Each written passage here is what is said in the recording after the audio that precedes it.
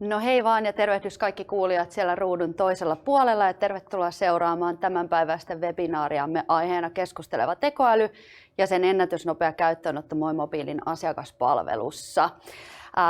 Tarkoituksena on, että seuraavan puolituntisen aikana saatte vastauksia muun muassa seuraaviin kysymyksiin. Eli ensinnäkin, mihin tarpeeseen MOI-mobiili tarvitsi keskustelevaa tekoälyä, kuinka käyttöönotto onnistui 2 viikossa, miten keskustelevan tekoälyn integroiminen Genesys Cloud Contact Centeriin onnistui, miten keskusteleva tekoäly on vaikuttanut MOIn asiakaspalveluun ja millaisia konkreettisia tuloksia on havaittu ja auttaako keskusteleva tekoäly oikeasti. Sen pidemmittä puheitta, minun nimeni on Siiri Markkanen ja toimin tosiaan tekoälykouluttajana ja projektipäällikkönä Tietoevry Creatissä. Ja vieraina meillä tänään täällä on MOI-mobiilin toimitusjohtaja Petri Lahtinen ja asiakaspalvelun tukitoiminteesta vastaava Heini Muikkula Rainmakerilta. Tervetuloa Pete ja Heini. Kiitos. Kiva kun pääsitte paikalle.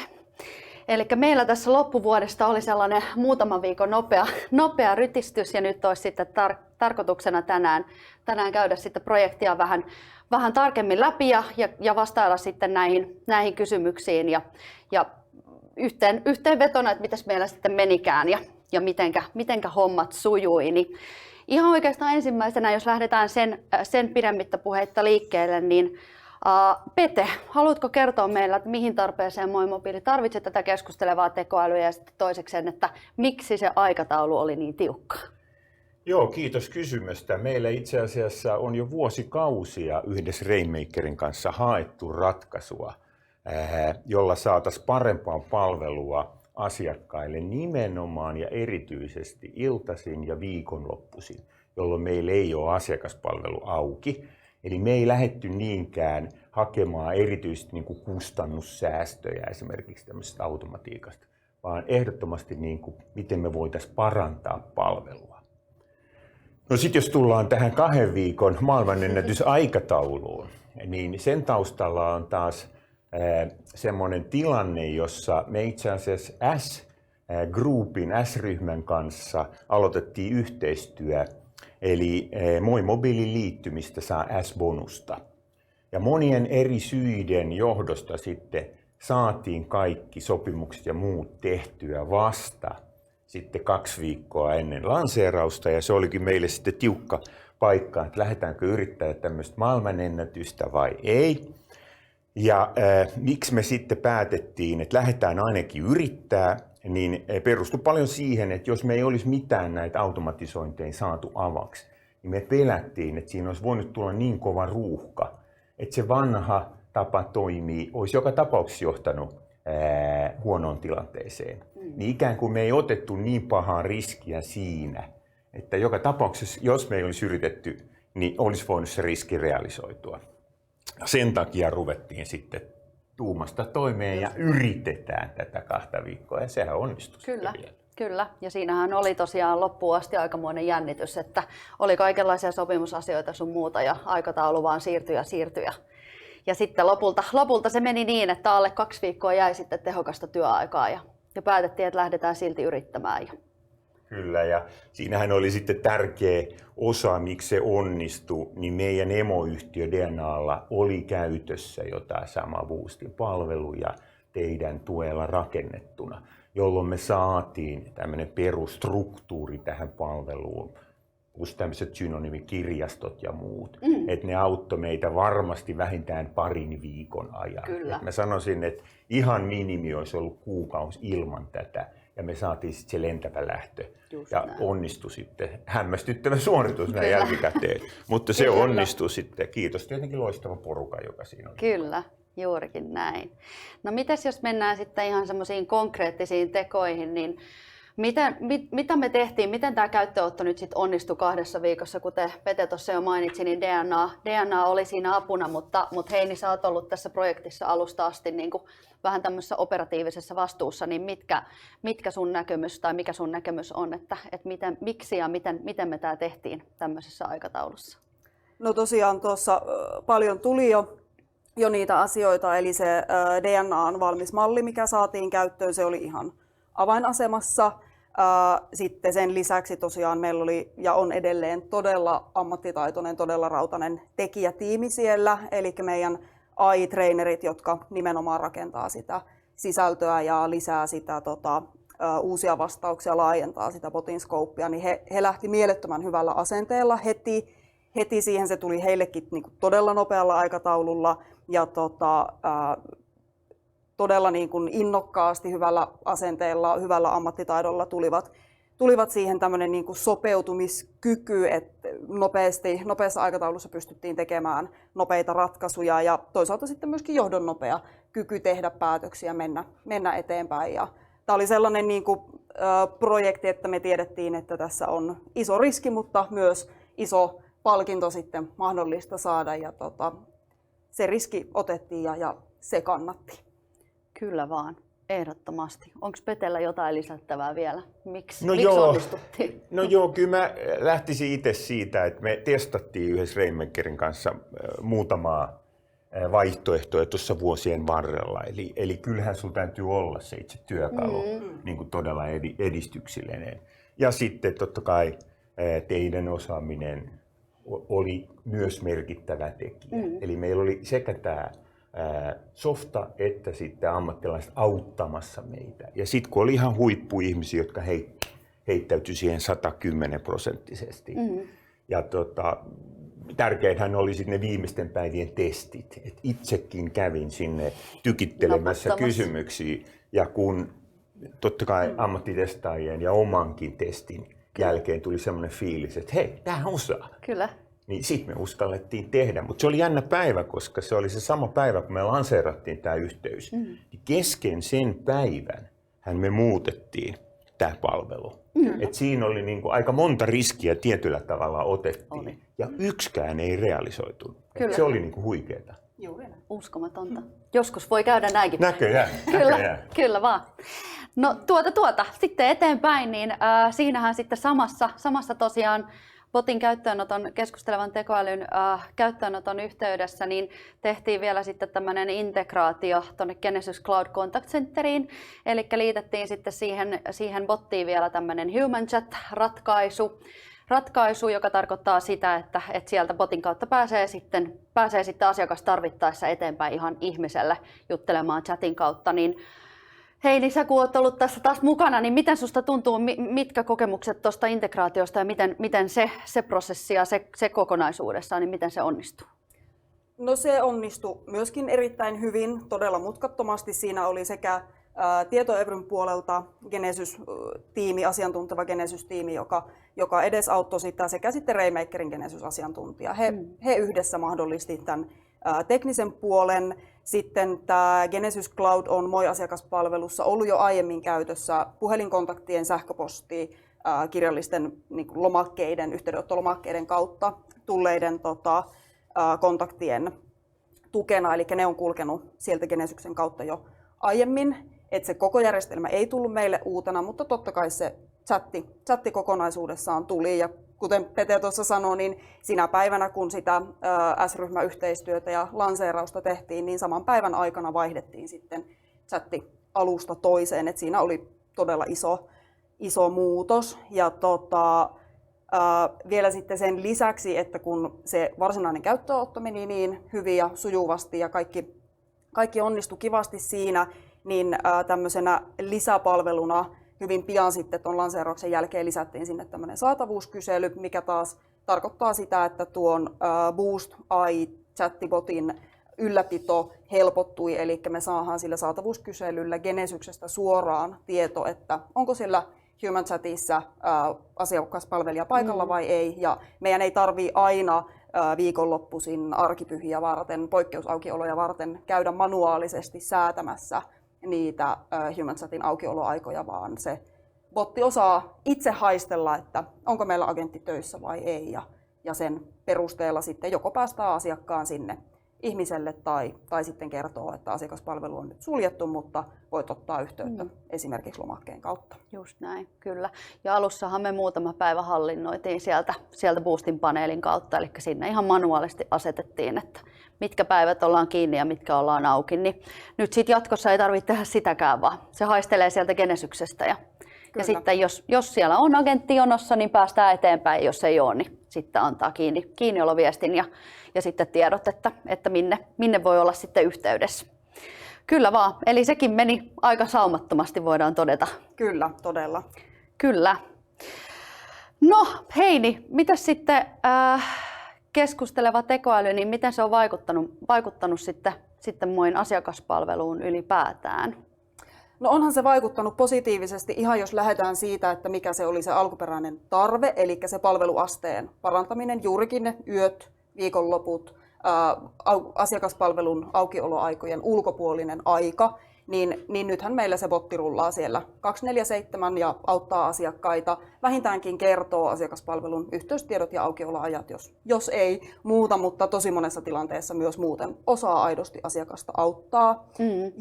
Ja sitten se botti hoitaa 80% chatin kautta tulleista yhteydenotoista, joka tarkoittaa sitä, että vain 20% niistä chattikeskusteluista päätyy sinne ihmiselle asti.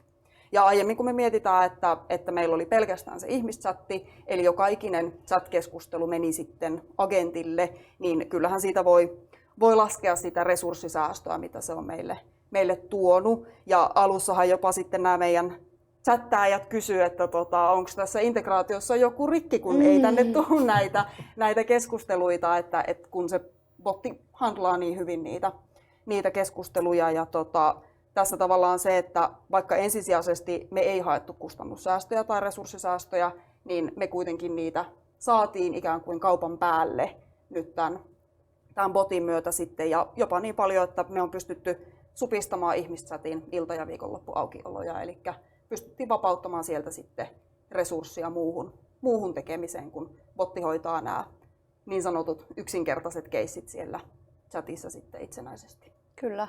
Ja mä oon ainakin henkilökohtaisesti ollut kyllä tosi jotenkin yllättynyt siitä, että vain 20% siirtyy sitten eteenpäin sinne Genesyksen Human Chattiin, että se on aika huikea luku, että vaan 1/5 kokee, että tarvii sitten sitä asiakaspalvelijaa kuitenkin. Että en tiedä, odotitteko itse tätä, mutta mä ehkä yllätyin ihan henkilökohtaisesti, että se luku on niinkin pieni. Joo, ja etenkin tässä alussa. Että mehän tehtiin vielä sellaisia riskejä, voi sanoa, koska haluttiin ikään kuin myös opettaa nopeasti se botti. Niin mehän pyrittiin estämään sitä siirtoa. Ei tarjottu sitä kauhean aktiivisesti, joka oli totta kai iso riski alussa, kuinka hyvin se vastaa. Ei anneta sitä ihmischattia, mutta haluttiin varmistaa se, että mahdollisimman nopeasti saadaan se sille tasolle, että se palvelee asiakkaita. Et mehän otettiin myös tällaisia riskejä ikään kuin.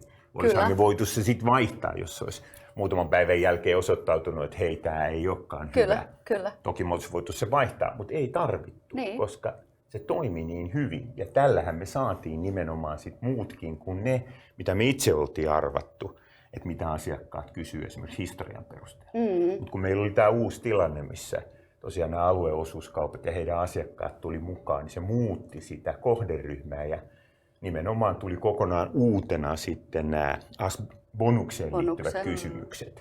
Mutta eihän me tiedetty hirveän tarkasti, että mitä kaikkea meiltä tullaan kysymään. Kyllä.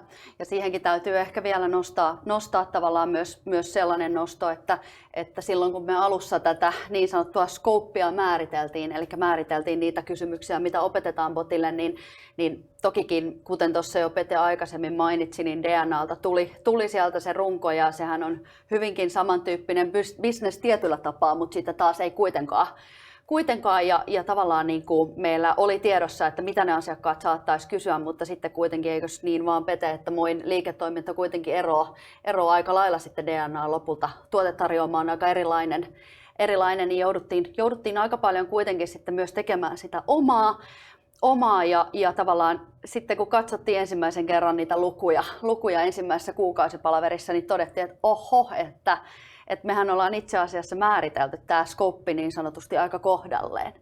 Eli lopputulema oli se, että oikeastaan se mitä asiakkaat kysy, niin siihen he sai vastauksen. Ja alussahan me tosiaan suunniteltiin, että lähdetään pienemmällä kokonaisuudella liikenteeseen eikä yritetäkään kattaa kaikkia asiakkaiden kysymyksiä. Mutta sitten lopussa todettiin, että okei, että tämähän pelaa itse asiassa ihan kivasti ja ei ne asiakkaat haluakaan siirtyä sieltä eteenpäin. Ja sitten sieltä tuli sitten Aspalta, että hei hetkinen, että Siiri, että voitko tarkistaa, että onko täällä joku rikki. Ja mä muistan, kun se oli vielä se lanseerauspäivä ja siinä oli muutenkin kaikenlaista menoa ja meininkiä. Ja sitten kun Heiniltä tulee se viesti, että onko täällä joku rikki, niin mä apua, että siellä on pakko olla joku rikki. Ja ei, kaikki toimi, mutta ei vaan asiakkaat ei kokenut tarvetta, että tarvii siirtyä eteenpäin. Että. Ja sehän oli huikeaa sinänsä vielä, että just tämä lanseerauspäivä, että haluttiin, että se on siinä mukana, koska kävi just niin, kuin me ajateltiinkin. Eli meidän verkkokaupan liikenne 10-kertaistui siinä lanseerauspäivänä. Asiakaspalvelun kaikki kontaktit tuplaantui. Kyllä. Eli me ei olisi selvitty sillä meidän vanhalla ihmiskapasiteetilla, jos näin voisi sanoa. Ja sitten helposti, kun sulla menee aspatilttiin, niin se kestää jonkun aikaa. Ja ei olisi ollut kauhean hyvä startti myöskään näille S-ryhmän alueosuuskauppojen asiakkaille, jos he olisivat sitten yrittänyt ottaa yhteyttä ja ensifiilis olisi se, että eihän tämä kukaan vastaa mihinkään. Niin meillähän säilyi palvelutasot myös tänä ensimmäisenä päivänä aivan fantastisesti. Me vastataan alle 20 sekunnissa puheluihin, vastataan saman vuorokauden aikana kirjallisiin keskimäärin. Ja itse asiassa nämä kovat KPI:t säilyi lähes täydellisesti myös tämän ensimmäisen päivän. Et olihan se niinku huikea fiilis ekan päivän jälkeen, kun me otettiin kaikki tekniset riskit, että mitä voi mennä, kun sä otat uutta teknologiaa, niin chatit kuin sitten tämä botitkin. Kyllä. Mehän otettiin myös puhelinpalveluvalikot käyttöön ensimmäistä kertaa, että me saatiin ohjattua sitä liikennettä tehokkaasti. Kaikki toimi. Genesys toimi loistavasti, valikot toimi loistavasti, erittäin korkea vastausprosentti heti ekana päivänä. Sitten se fiilis, että kaikki ne riskit, mitä me tehtiin, niin niistä ei yksikään realisoitunut. Se oli kyllä huikea fiilis. Se oli huikea. Ja tietysti huikea porukka, huikea ohjelmisto. Kyllä. Kiitos niin kuin siitä. Eihän se mikään onnistuminen ei tule vahingossa ja sattumalta. Kyllä. Ne on aina erittäin kova työn takana, aina. Kyllä. Ja kyllä tuossa niin kuin Heini mainitsikin tuossa alussa, kun sanoit Pete huikeasta tiimistä ja hyvästä asenteesta, niin kyllä se niin on, että siinä oli niin paljon riskejä, mitkä olisi voinut realisoitua, että siinä kyllä tarvittiin kaikilta aika semmoista uhkarohkeata ja let's mennään asennetta, että niin kuin nyt vaan tehdään tämä. Ja mennään, että kyllä siinä oli, kyllä siinä hetken tuli mietittyä, että ollaanko hulluja, mutta. Kyllä, ja sen verran vielä meidän niin kuin tiimiä, meidän AI-treenereitä haluan nostaa, että siinä alussa, kun sitä scopea mietittiin, lähdettiin niin kuin aika nopeasti pohtimaan, että okei, tällä aikataululla me ei ehditä tehdä kaikkea. Mitkä on niitä tärkeimpiä juttuja, ensisijaisia juttuja, mihin me halutaan nyt tässä ensimmäisessä releasissä vastata asiakkaille. Ja nehän tuli niin kuin tosi pitkälti sieltä meidän tavallaan treeneritiimiltä. Meillä oli valtavan hyvä tilanne, että meillä on treenereinä henkilöitä, jotka on tehnyt sitä meidän human chattia, on tehnyt meidän aspaa, ne tuntee meidän tuotteen tavan toimia. Sieltä tuli älyttömän hyviä täkyjä, näitä asioita, asiakkaat kysyy, tehdään nämä, noita kysytään paljon vähemmän, tehdään ne myöhemmin. Eli tavallaan se heidän niin kuin substanssi on myös ollut aivan korvaamaton tässä, että me on alusta asti päästy sellaiselle niin kuin asteelle sen botin kanssa, se oikeasti osaa vastata niihin kysymyksiin, mitä asiakkaat kysyy, mistä ne haluaa sitä tietoa.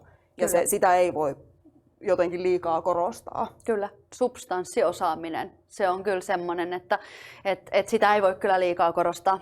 Kyllä. Ja sitten jos täytyy vielä muistaa sekin, että eihän he ollut tämän järjestelmän superammattilaisia, vaan he lennosta oppi sen. Että totta kai siinä on kaksi asiaa, että se softa oli sellainen, että sen pystyy omaksumaan, että sä pääsit heti tekemään täysin työ. Mutta sitten myös ne tekijät, ne pani niin kuin 110 likoon. Kyllä. Ja sen takia niin kuin molemmista syistä se onnistui. Kyllä. Ja eikö se Heini mennyt niin, että se oli se edellinen viikko ennen kuin me alettiin sitten tosi toimia, niin edellisellä viikolla sitä ennen he teki ne koulutukset ja opetteli koko järjestelmän käytön. Että. Kyllä. Et siinä oli ihan muutama työpäivä aikaa opetella se, tehdä tarvittavat sertifikaatit, katsoa, että mikä juttu tämä on, ja sit mentiin. Kyllä, kyllä. Ja ilmeisesti Scope on ollut hyvä, kun vaan 5% siirtyy sinne teidän vanhaan chattiin, eli on selkeästi niin kuin, on ollut tarvetta tai on kysyntää tälle asiakkaiden puolelta sitten myös. Kyllä. No, miten sitten siinä oli oikeastaan tuommoisia niin kuin konkreettisia pointteja, että miten sitten Moin asiakaspalveluun on vaikuttanut ja miten siellä on pystytty supistamaan sitten esimerkiksi noita ilta- ja viikonloppuaukioloaikoja ja sekinhän tehtiin aika silleen nopealla aikataululla, että mitä on teidän organisaation tekemistä nyt päässyt tutustumaan, niin hommat kyllä hoituu ja niin kuin siellä ei ole semmoista viivettä, että mäkin sain ilmoituksen, että nyt supistetaan aukioloaikoja, että luotetaan bottiin, niin mä sanoin, että ihan mahtavaa, että sehän on se parasta mitä voidaan tehdä. Niin sieltä tuli konkreettisia esimerkkejä. Miten sitten muuten, jos puhutaan ihan konkreettisina lukuina ja niin kuin, että minkälaisia tuloksia, niin mitä Pete, minkälaisia konkreettisia tuloksia me ollaan nyt sitten havaittu tämän käyttöönoton jälkeen? Miten se on vaikuttanut sitten? Joo, tuossa jo aika monta tulikin, mutta jos otetaan nyt se tärkein, eli mihin se on tehty, eli tämä Scope, niin yli 90% jatkuvasti, 96% tällä hetkellä on se vastauskyky. Ja mikä huikeita, niin jos me otetaan mikä tahansa kysymys, oli se sitten Ugandan pääkaupunki tai mitä tahansa ihmiset joskus jokina Botelta kysyy, niin vaan 13% se ei osaa. Ja normaalitilanteessahan se sitten siirtyy agentille eli ihmiselle, jolloin vastaus saatetaan löytää tähän Ugandan pääkaupunkiin. Kyllä, ja yleensä löydetäänkin. Kyllä. Mutta että jos ajatellaan, että esimerkiksi sunnuntai-yönä, niin jos ajattelee, että noin vähän kysymyksiä sit ei saa vastauksia, niin on se ihan huikea. No sitten kaiken kaikkiaan ennen tätä bottia, niin meillähän oli noin 1/3 yhteydenotosta puheluja, noin 1/3 sähköposteja tai lomakkeita ja noin 1/3 oli sitten sitä chattia. Niin nyt tämä botti yksin pystyy vastaamaan, mikäs prosentti oli se, kun botti pystyi vastaamaan? Kokonaiskontakteista. Niin. 36% tällä hetkellä.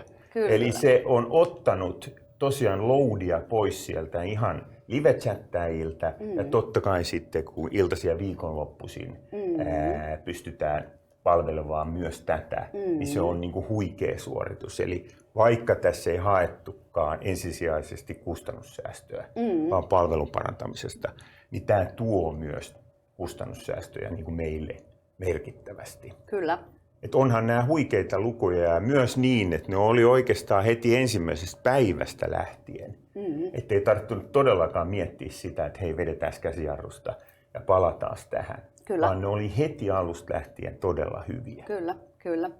Ja kyllähän me myös mietittiin sitä, että mitä me tehdään, jos kaikki ei menekään maaliin, että vedetäänkö me käsijarrusta ja otetaanko sieltä esimerkiksi botti sitten pois ja laitetaan pelkkää ihmistä tilalle, mutta ei tarvinnut tehdä. Et itse asiassa toi on aika hauska kuriositeetti, että nyt se on sen 36%, eli tosiaan tarkoittaa sitä, että 36% kaikista teidän asiakaspalvelukontakteista hoituu nyt sen botin kautta. Ja se oli itse asiassa, kuulkaa, niin ensimmäisessä kuukaudessa niin melkein 40%. Eli kyllä se kertoo jotain siitä botista, mutta kyllä se kertoo teidän asiakkaistakin ja asiakaskunnasta, että he uskaltaa käyttää ja he luottaa ja he lähtee niin kuin rohkeasti kokeilemaan. Ja sitä kautta he sitten niin kuin huomaa, että hei, tämä toimiikin. Et ei ne botit aina välttämättä olekaan niin huonoja. Et niin kuin sanoit just, että teilläkin on ollut erilaisia testejä, niin tämä selkeästi sitten meni myös sieltä asiakkaiden puolelta maaliin, että henkilökohtaisesti minkälaisia projekteja on ollut ennen tekemässä, niin en ole kyllä tämmöistä adoptioastetta, eli sitä kuinka paljon botti suhteessa muihin kanaviin hoitaa, niin en ole nähnyt ja varsinkin ensimmäisen kuukauden aikana, että huikea niin kuin myös, jos voi sanoa haltuunotto myös teidän asiakkailta. Että. Joo, ja kun kuitenkin he on saanut todella hyvää palvelua kaikissa eri kanavissa.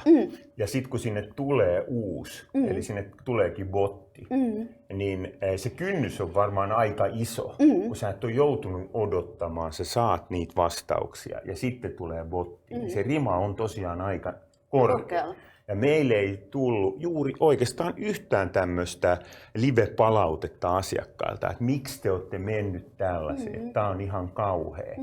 Niin niitä ei ole oikeastaan ollenkaan, joka on tosi huikeita. Ainakin mun lähipiirissä niin paljon tulee palautetta, että botit ei toimi vielä ja tämä on ihan kauheata. Että ei se mikään itsestäänselvää ole, että joka tekniikalla, joka tavalla toteutettuna niin kuin botit aina ja ikuisesti toimii. Kyllä, kyllä. Ja sitten vielä ehkä lisäten siihen sitten se, että kun, mitä terotitte mullekin silloin, kun aloitettiin, että teillä on niin hyvä se oma asiakaspalvelu ja niin hyvät tekijät, että niitä halutaan sitten myös hyödyntää, niin kyllä se sillä tavalla, että kun me ollaan pyritty tarjoamaan asiakkaille ensisijaisesti se botti, ja sitten jos botti ei oikeasti pärjää, niin sitten siellä asiakkaalla sitten tulee, että hei, et voit myös jutella ihmiskollegani kanssa. Ja mun mielestä se on aika erinomaista asiakaspalvelua, että sitten jos se botti ei nyt vaikka osaakaan, niin sitten me tehtiin semmoinen ihan periaatepäätös, että tosi matalalla kynnyksellä ei ärsytetä sitä asiakasta, vaan tarjotaan sitten sitä ihmisagenttia. Ja sitten lopulta sieltä tulee kuitenkin sitten se ihminen vastaan ja sitten viimeistään se asiakas on silleen, että jes, että nyt mä saan apua. Ja mitä mä oon itse käynyt noita keskustelulokeja läpi ja katon semmoisia keskusteluita, mitkä on siirtynyt, niin vaikka siellä nyt sellaisia sitten olisi, että mihin botti ei vielä osaa vastata tai semmoisia aihealueita, mitä me ei olla botille opetettu, niin ne teidän asiakkaat on sille aika jotenkin rauhallisesti. Ne on silleen, että okei, että mä siirryn ihmiselle ja sitten sieltä tulee hyvä asiakaspalvelija vastaan ja he on niin kuin, että hei kiitti, että mä sain avun ja tää oli tosi jees. Ja sitten se asiakaskokema jää niin kuin kuitenkin tosi positiiviseksi. Että siellä on sitten aina kuitenkin se ihminen, joka pelastaa sitten lopulta, että jos niin käy, että ei vaikka ole jotain aihealuetta yksinkertaisesti, vaikka sitä Ugandan pääkaupunkia katettu, niin Kyllä, ja kyllähän se on meille hirveän tärkeää, että vaikka me kuinka yritetään miettiä, että mitähän meiltä voitaisiin kysyä, niin kyllä se on myös hirveän tärkeää, että me saadaan oikea asiakkaan kysymys, mitä se botti ei vielä osaa. Kyllä. Koska sehän on se data, minkä perusteella sitä sitten kehitetään. Just näin. Että saas nähdä, että tuleeko sitä kysymystä Ugandan pääkaupungista, jos tulee, niin laitetaan. Siitä on käsketty seuraamaan. mutta jos ajatellaan ehkä lähempänä tätä meidän oikeaa arkea, niin se on meille sitten se tosi tärkeä syöttö. Kyllä. Miten sitä vielä kehitetään ja parannetaan. Sehän on kuitenkin ikuista tämä kehittäminen. Kyllä. Ja tuohon haluaisin ehkä vielä nostaa pointtina, kun sanoit tuosta kehittämisestä, niin mehän sitten tehtiin oikeastaan sitten teidän pyynnöstä, niin kun saatiin se meidän ensimmäinen niin sanotusti scope sinne ulos ja saatiin asiakkaille, niin sitten oikeastaan lähdettiin monitoroimaan vaan niitä asiakkaiden keskustelua ja katsoa, että mitäs ne kysyykään. Ja eikö vaan Heini, että sitten ollaan laajennettu, että tuplat taitaa olla nyt, että oliko se vähän reilu 300 aihealuetta, kun mentiin liveksi ja nyt on tuplat sitten. Kyllä, just näin. Ja ihan sillä, että käytiin läpi niitä keskusteluita, vähän toki sitä niin kuin aiempaa runkoa, mitä oli katsottu, että mitä jätettiin suosiolla sen ensimmäisen releasin ulkopuolelle ja mitä sinne jäi, mutta sitten ihan niitä aitoja asiakaskeskusteluita monitoroimalla, seuraamalla lähdettiin miettimään, että mitä me halutaan seuraavaksi tähän ottaa. Ja nyt on tosiaan tuplattu se intenttimäärä ja edelleen niin kuin luvut on todella hyvät, että ei ole ainakaan vikaan siinä menty. Ja kyllä. Siitä vielä noista meidän asiakkaista ja siitä niin kuin asiakaspalautteesta haluaisin nostaa sellaisen ehkä knoppitiedon, mutta kaikki, jotka on asiakaspalvelua tehnyt, niin tietää sen, että asiakas helpommin antaa palautetta silloin, kun se on tyytymätön, kuin silloin, kun se on tyytyväinen. Ja tällä hetkellä meidän botin noita niin sanottuja yläpeukkuja, eli positiivisia palautteita, mitä se on saanut, niin yli puolet kaikista annetuista palautteista on nimenomaan positiivisia.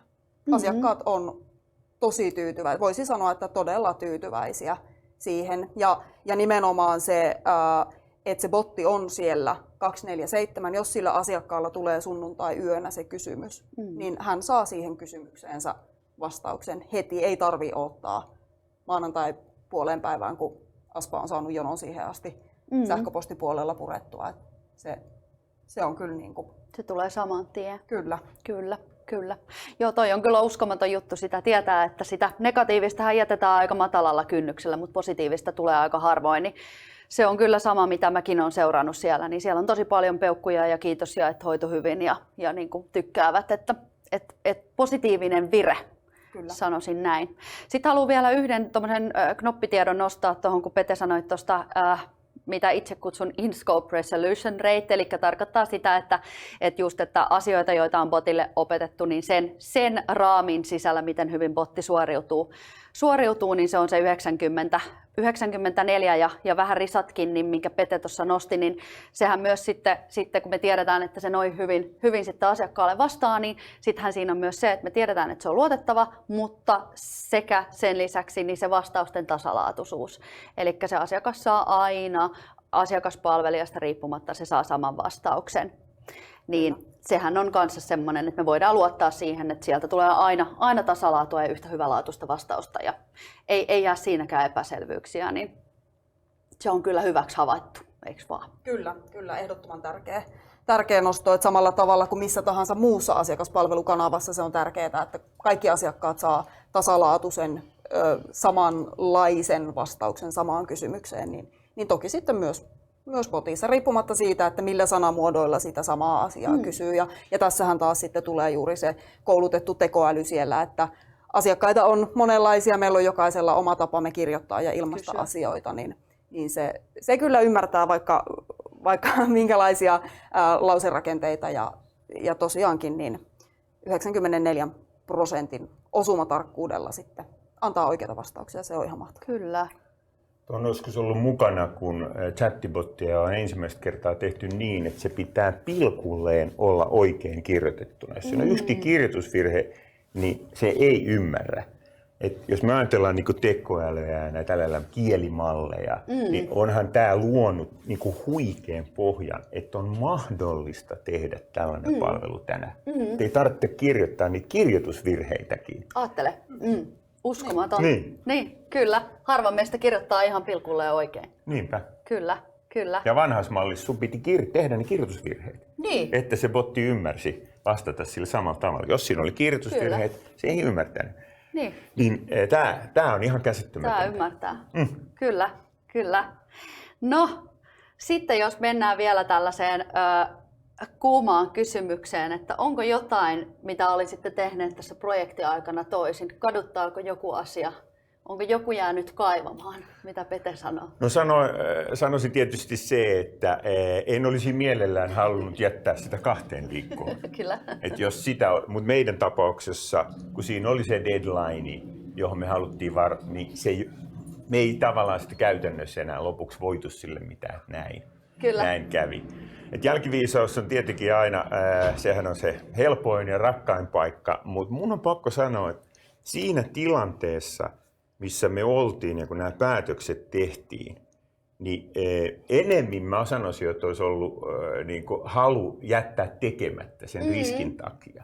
Ja kun me uskallettiin totta kai niiden hyvien tulosten kautta tehdä, niin mä en olisi kyllä tehnyt mitään eri tavalla. Ja just se, että me uskallettiin sitten kuitenkin tehdä, kun me tiedettiin ne kaikki riskit, totta kai me testien ja muiden kautta oltiin nähty, että hei, tämä näyttää just niin hyvälle, kun se sitten osoittautuikin. Mutta kaikki teknologian vaihdot ynnä muut, niin ne ei ole mitään itsestäänselvyyksiä. Ei. Niin mä tekisin ihan samalla tavalla. Mites Heini, tekisitkö sä vai muuttaisitko sä jotain, kun tiesit niitä oikein yksityiskohtiakin siellä taustalla? No kyllä täytyy sanoa, että vastaan samalla tavalla. Jos olisi saatu 1-2 lisäaikaa, niin se olisi ollut mahtavaa. Meillä olisi ollut rauhallisempi mieli. Mutta nyt jälkeenpäin katsottuna ja kun nämä tulokset on niin hyviä ja ne oli niin hyviä siitä ensimmäisestä päivästä alkaen, niin en mä tekisi mitään toisin. Mä ottaisin saman tiimin, samat porukat, samat intentit siihen ekaan scopein, kaikki tehtäisiin. Ja sekin musta kertoo sitä, että jos me katsottiin niitä lukuja sitten ekan päivän jälkeen ja 2 viikon jälkeen, niin ei ne merkittävästi ollut muuttunut tai parantunut. Et vaikka me olisi saatu se, niin se palvelukokemus, mitä asiakkaat sai kuitenkin ekana päivänä, niin se oli niin huikean hyvä. Että ei sekään olisi maailmaa muuttanut, vaikka meillä olisi sit ollut jälkiviisaana 2 viikkoa ennen lisää. Kyllä. Ehkä henkilökohtainen stressi olisi voinut niin. Oltaisi ehkä nukuttu Heini tässä vähän paremmin se edellinen yö. Se on totta. Kyllä. Se on totta. Seuraavaksi olisin kysynyt, että no oletteko olleet tyytyväisiä, lähtisittekö uudestaan, mutta voinko tulkita, että olette olleet aika tyytyväisiä? No mä luulen, että ihan nuo faktat niin puhuu puolestaan. Kyllä. Et kun tällaiset kovat luvut sieltä tuli, niin ilman muuta ja hyvä näin. Kyllä. Mitäs Heini? Kyllä, ihan. Lähtisit uudestaan? Nukkuisin yön yli, mutta lähtisin uudestaan, kyllä. Kyllä vaan. Ja onhan tämä ollut hauskaa. Ihan sekopäistä, mutta myös hauskaa. Kyllä, kyllä. No, sitten viimeinen kultainen kysymys. Mitä seuraavaksi? Mitäs tehdään tulevaisuudessa? Hyvä kysymys. Kyllähän tietysti niin kuin haaveena olisi, että asiakkaat vois myös hoitaa asioita, ei vaan saada vastauksia kysymyksiin, vaan tehdä jopa toimenpiteitä. Ja kyllä mä näen, että kaukana tulevaisuudessa me voidaan vahvasti tunnistaa asiakas jo nyt. Niin meillä olisi edellytykset myös tehdä niitä toimenpiteitä Kyllä. sen botin kautta. Et se olisi semmoinen ehkä pitkän tähtäimen tavoite. No yksi, mikä mua henkilökohtaisesti hirveästi kiinnostaa, on tämä myynnin kehittäminen osana bottitoimintaa. Et se on sellainen, mihin varmasti lähdetään nyt tässä lähitulevaisuudessa jo Kyllä. kehittää ja parantaa sitä. Kyllä. Mitäs Heini sä lähtisit tekemään? No meillä oikeastaan on siellä jo käynnissä osittain projekti, eli nythän tähän asti tätä bottia on tehty ihan pelkästään kuluttaja-asiakaskulmalla, eli kuluttaja-asiakkaille. Ja nyt sitten parhaillaan siellä jo tiimi rakentelee vastauksia myös yritysasiakkaille, saadaan sinne yrityssivustolle se